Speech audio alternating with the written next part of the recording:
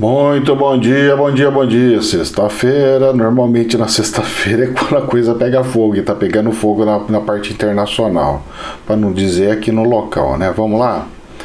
Meus queridos, ontem a Bolsa de Valores do Brasil caiu 1,9%, foi para 102 mil pontos. Deixa eu ver se teve alguma ação que caiu muito, até outra que subiu mais do que era para subir, alguma coisa do gênero. Nossa senhora, tudo normal, ó, caiu tudo dentro da coisa. Teve umas que subiu, ó. IGB subiu 8%. Dando uma bisoiada aqui, vendo Petrobras, alguma coisa do gênero, tudo normal. Caiu tudo em torno desse ritmo mesmo aí. É uma ou outra só que deu uma desfunçada aí, né? Deu uma disfuncional aí. E as bolsas internacionais caindo bem hoje, caindo bem. Deixa eu dar uma olhada aqui nos outros índices internacionais. A Nasdaq dos Estados Unidos, menos 2,29%. Do Reino Unido, menos 1%. Japão, menos 58%. França, menos 1%. Então tá moderado. A Alemanha, DAX está 1,4% caindo. Então estamos dentro de um parâmetro aí de cair. E vocês sabem por que tá caindo isso daí? Eu não falei a outra coisa. Aí o dólar ontem subiu bem. Subiu quase 2%. Tá 5,21. Mas mesmo assim, abaixo daquele 5,34 que ficou a semana inteira lá bombeando. É capaz de subir um pouquinho mais ainda o dólar hoje, por causa da tensão Estados Unidos-China, e o negócio tá ficando mais feio. No canal principal, inclusive, eu vou falar sobre isso daí hoje. 5 assuntos que vão movimentar o mercado nessa sexta-feira. Vamos dar uma bisoiada? Bolsas mundiais registram mais uma sessão de aversão ao risco com escalada das tensões entre Estados Unidos e China. IPCA 15 mais destaques. Vamos ver aqui no Infomoney, tá? A escalada das tensões entre Estados Unidos e China eleva a aversão ao risco em todo o mundo. Mas parece que o mundo não está tão assim. Por quê? Porque as ações estão caindo, mas elas não estão caindo abruptamente. Ela está caindo moderadamente, que isso já caiu de algum jeito. Mas eu falo uma coisa para vocês. Fechar uma embaixada, fechar um consulado é gravíssimo. Então, isso não vai ficar por aí, porque isso é como se tivesse acontecendo algum, não é matando, é como se estivesse, cara, direto no país, porque uma embaixada é como se fosse o próprio país. Então a coisa é bem delicada, hein?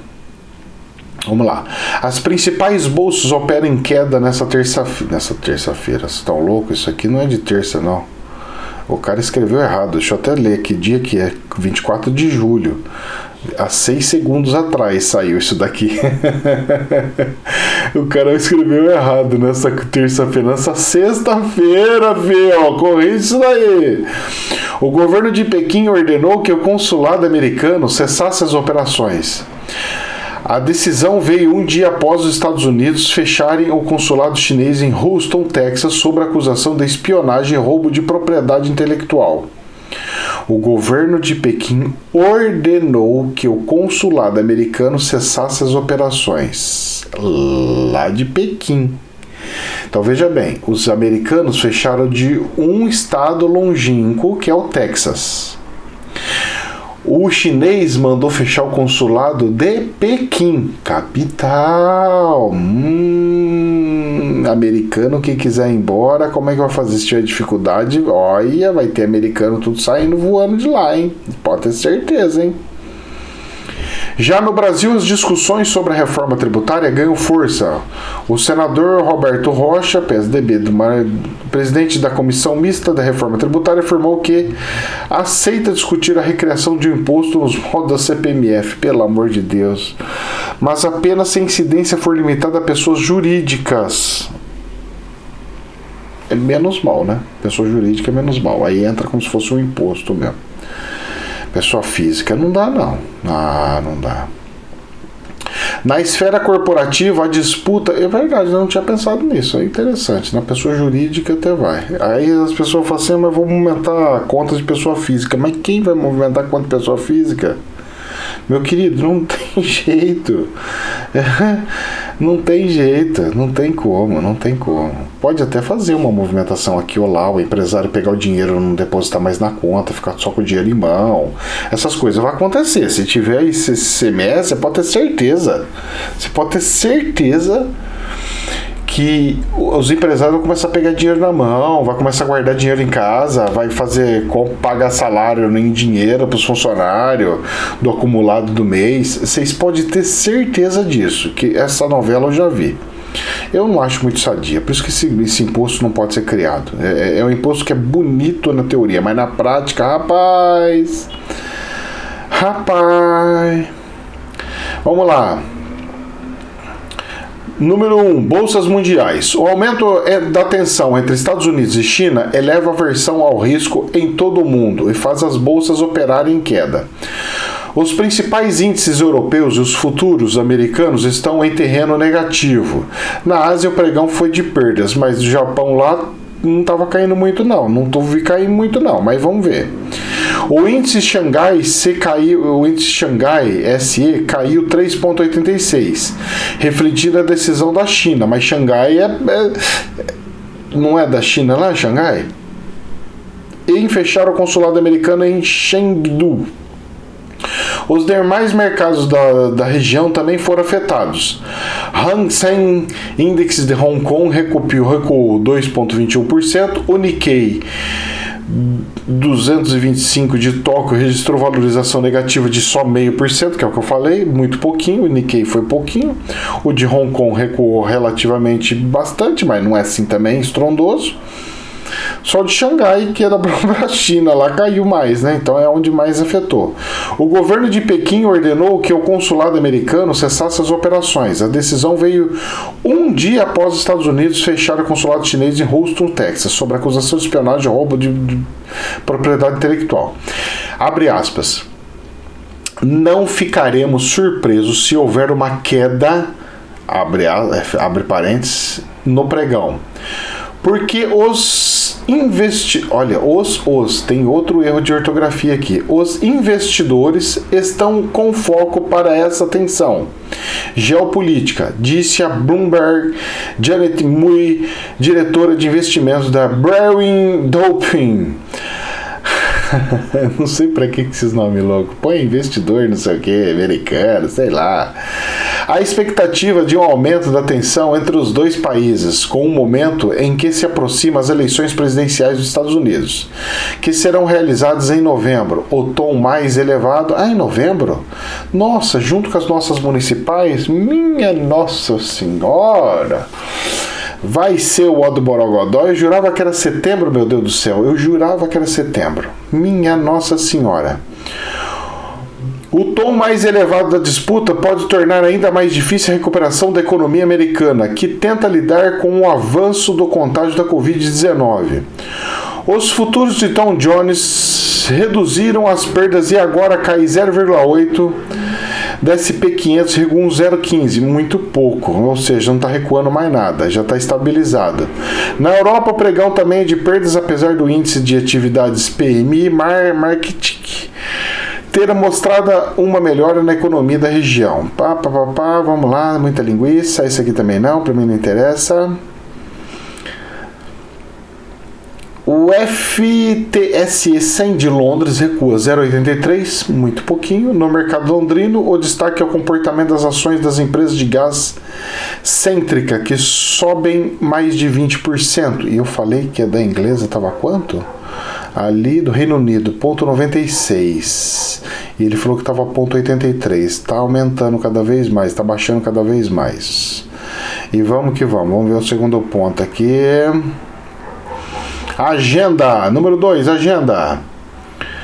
A Fundação Getúlio Vargas divulgou os dados sobre a confiança do consumidor referente ao mês de julho, que passou de 71 em junho para 78 em julho. Nossa, mas isso é bom, rapaz. Tá todo mundo confiante assim? 78% da população tá confiante?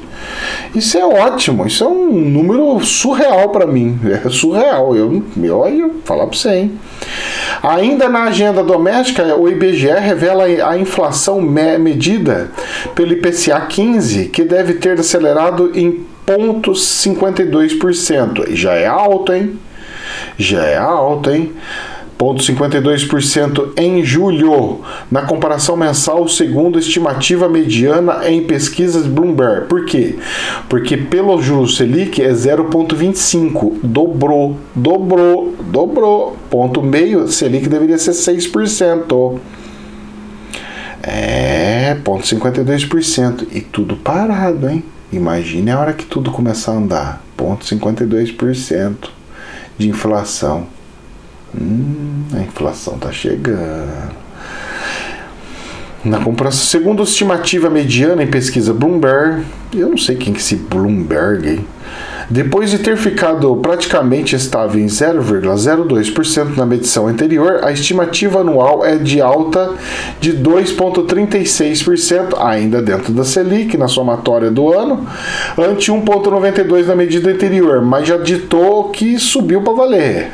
Quero ver qual é que é. Vamos ver, quem sabe seja por causa desse número que o governo começou a fazer abaixar o dólar. E a gente viu o dólar abaixando durante essa semana. Ele só subiu ontem por causa desse conflito da China, mas a tendência estava de queda, porque começou a haver inflação. E o dólar vai direto na inflação. Bruno Serra, diretor da Política Monetária do Banco Central, participa como palestrante do evento Webinar XP, que não sei o que. Tomar no nariz, eu quero saber disso aí. Nos Estados Unidos, o PMI industrial é composto no mês de julho, serão divulgados às 10h45. Isso é importante para saber como é que estão os números dos americanos.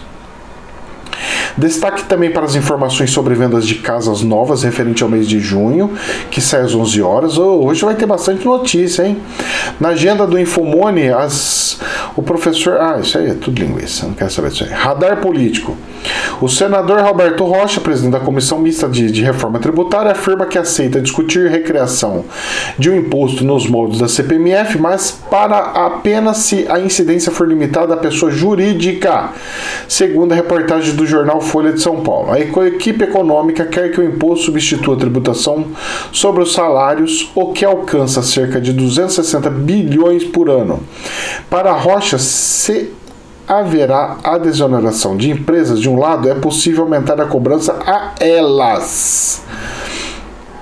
O senador estima que o relatório do Imposto sobre Bens e Serviços, IBS, possa ser votado na primeira semana de outubro. Já o presidente Jair Bolsonaro destacou na véspera a possibilidade de reoneração da cesta básica. Tinha estudo na equipe econômica, queriam reonerar os produtos da cesta básica. Eu falei, não, desemprego, informais perderam o emprego, e nós vamos falar em reonerar os produtos da cesta básica? Não, tem coisa lá que vocês podem reonerar, agora tem coisas que saem sem comentários, óleo, arroz, feijão, açúcar. Gente, é brincadeira, né? Vou repetir, já o presidente Jair Bolsonaro descartou na véspera a possibilidade de reoneração da cesta básica. Graças a Deus que o presidente da República, ele pegou e foi contra o negócio aí.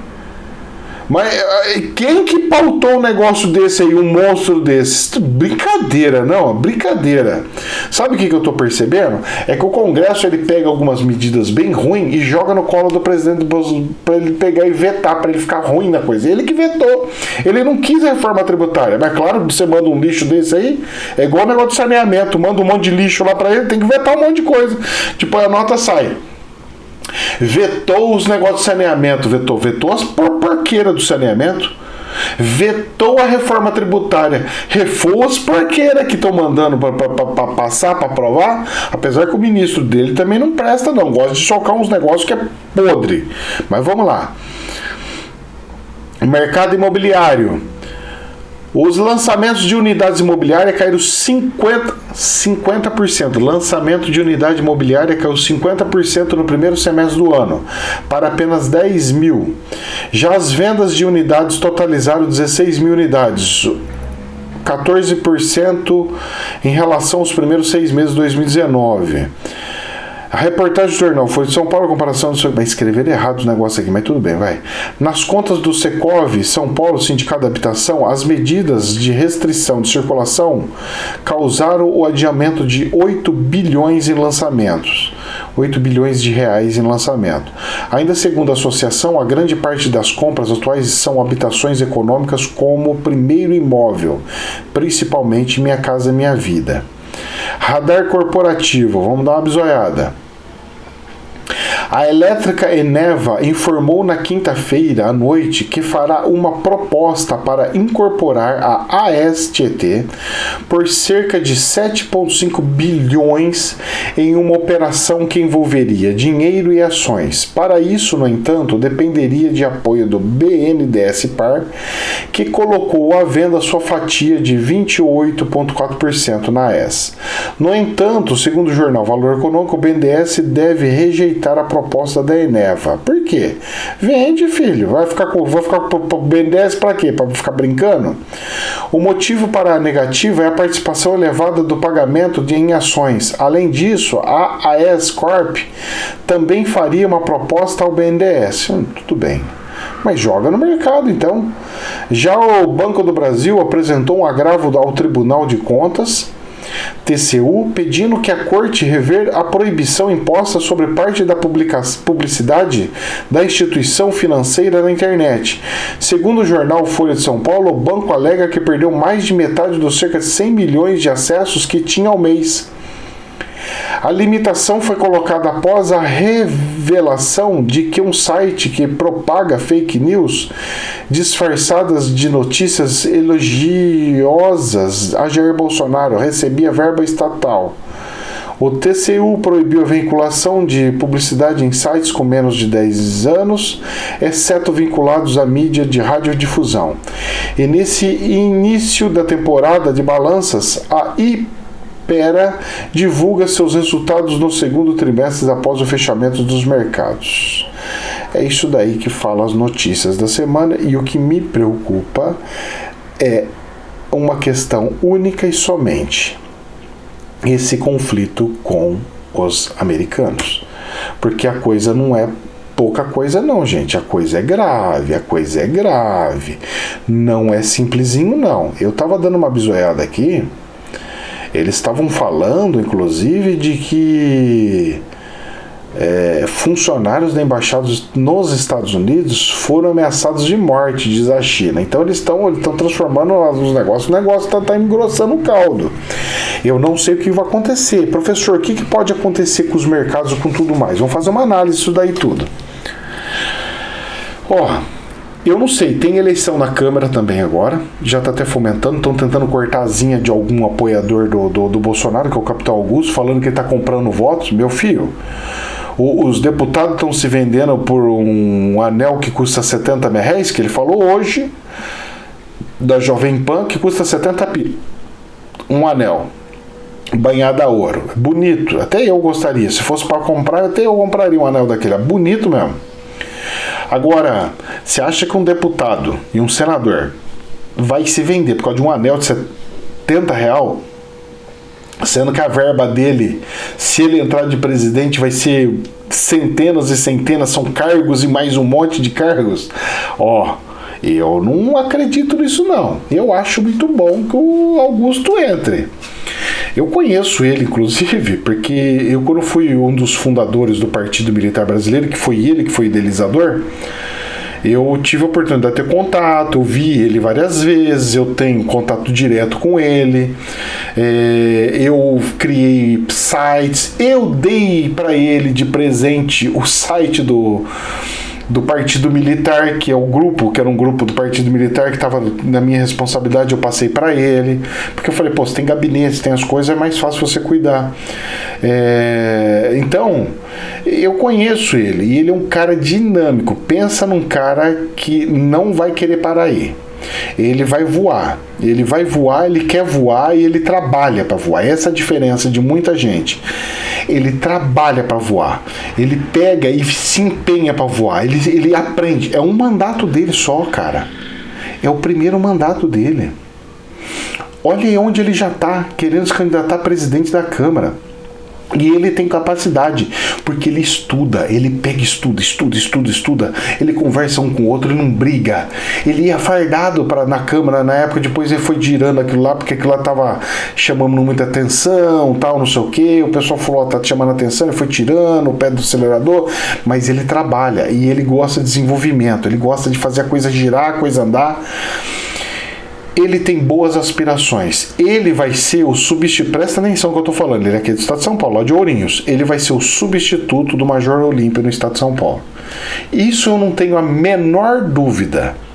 E se ele ganhar as eleições da presidente da Câmara, vai ser bom para o Brasil, bom para o presidente da República e bom para o Centrão.